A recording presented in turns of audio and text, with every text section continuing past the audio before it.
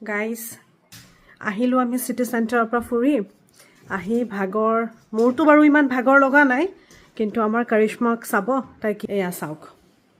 কি ক'বা আপুনি কি ক'ব খোজে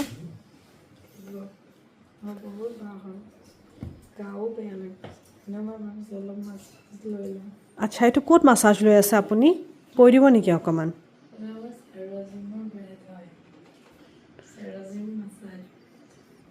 এতিয়া বাৰু মাতটো ইমান ভালকৈ অহা নাই এখেতৰ মাতটো বহি গৈছিলে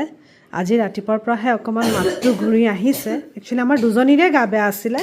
মই যেনিবা ভাল পালোঁ কিন্তু এওঁ এতিয়ালৈকে ভাল পোৱা নাই